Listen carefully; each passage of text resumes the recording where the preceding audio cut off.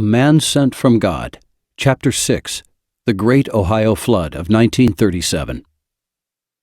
The winter of 1937 was especially severe over the entire nation. Unusual snows fell in the Northwest and blanketed the country for many days. But it was in the East that tragedy really struck. Heavy and protracted rains fell steadily for weeks, feeding the many tributaries that flow into the Great Ohio River, which drains the large area west of the Appalachians. Gradually, the level of the river passed the flood stage. Large populations living on the banks of the Ohio noted this with no little apprehension and alarm, yet they saw no sign of abatement in the flood of water that sought outlet down the valley. Day by day, the waters continued to rise. Dikes and levees were strengthened, but the people knew that a breakthrough need occur at only one point to allow the water to fan out and flood the vast areas of farmland and even the cities that had been built along the river. On the north bank of the Ohio, opposite Louisville, Kentucky, is the city of Jeffersonville, Indiana. Of all who lived in the city, to none perhaps did the ominous threat of a flood appear at a more inopportune time than to William Branham. His wife had contracted a serious lung infection while shopping across the river at Louisville. Because of this circumstance, his whole attention and interest was centered on her recovery. But now news reached them, as well as the other inhabitants of the town, that the crest of the flood was slowly moving downstream, and to all appearances the softened levees could not take much more. It appeared that Jeffersonville was doomed. Still, many of the people stayed on. As night fell, William Branham was on duty, working with the rescue squad as they patrolled the angry waters of the rising river. At midnight, their worst fears were realized. The whistles began to blow, warning everyone to leave the city. Sirens at the fire stations screamed out into the night. The Branham family and thousands of others were forced to flee for their lives. The wife, being seriously ill and in no condition to be taken out into the storm, had to be removed to a temporary hospital set up by the government, which was located on higher ground. The exposure resulted in both of their babies becoming seriously ill with pneumonia. The father took them to the hospital also, where they were taken care of on hastily improvised beds, where scores of other victims were awaiting the attention of the overworked staff. It was a terribly poor place for a hospital, and to make matters worse, the doors kept swinging back and forth. People were rushing in and out, crying hysterically, their homes having been swept away in the strong current. Much as he wanted to stay by his loved ones, the young minister realized that he had a responsibility to go back and assist the rescue squad, which had been working frantically night and day. Tragedy was being enacted at many points as the waters relentlessly poured through the city and out over the countryside. He was told to go to a certain street where the water had shaken the houses from their foundations. Maneuvering his boat down through the raging waters of this area, the young minister's attention was diverted to a pitiful scene. A mother and her children, standing on the upstairs porch of a house, were waving frantically and calling for him to help.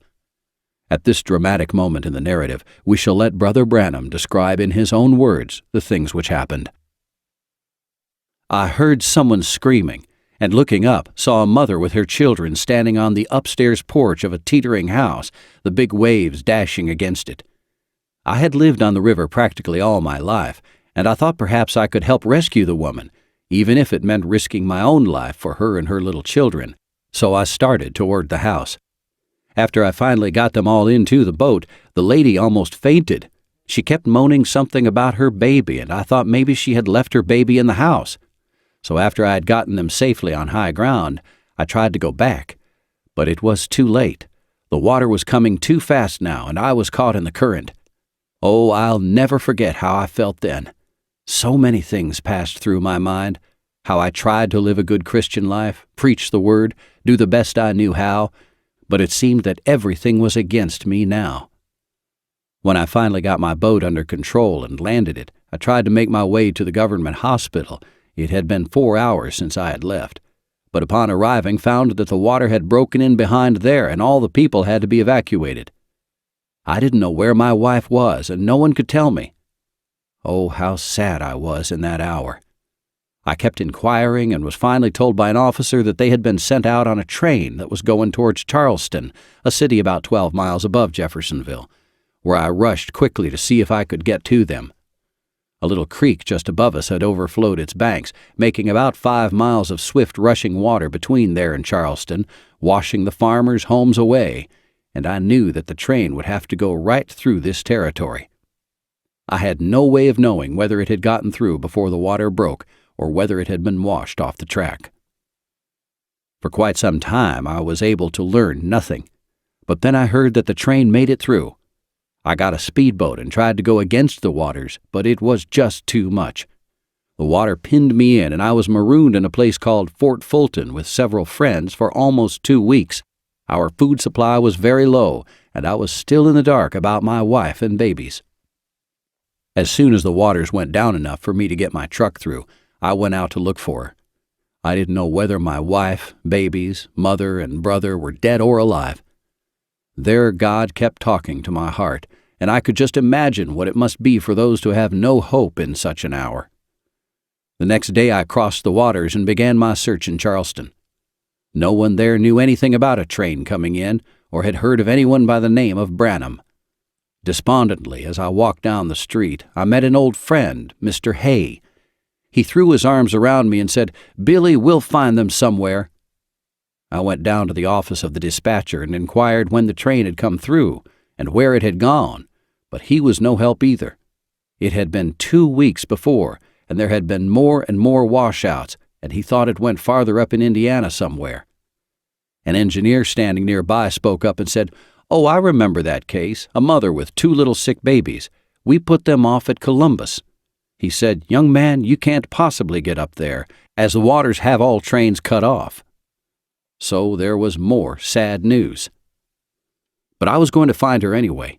I just started walking down the road, crying with my hat in my hands. Oh my, this brings back memories again to think of it. Soon a car pulled up beside me, and the voice of a good friend exclaimed, "Billy Branham, get in. I know whom you're hunting, your wife and babies." I answered, "Yes." He said, "They're at Columbus in the hospital. Your wife's nearly dead." "Is there any way we can get there?" I inquired frantically. He answered, "I can take you there. I have found a secret way through some lanes, bypassing the water." We got to Columbus that night. Doctor gives up hope. I rushed down to the Baptist church, which was being used for a hospital, screaming her name. I found her. Oh my, she was almost gone. I asked about the babies. They were both very low, being kept at my mother-in-law's home. I knelt down by the side of the cot where Hope was lying. Dark eyes, expressive of intense suffering, looked up at me as I took her pale, thin hand in mine and prayed the best I knew how. But seemingly to no effect.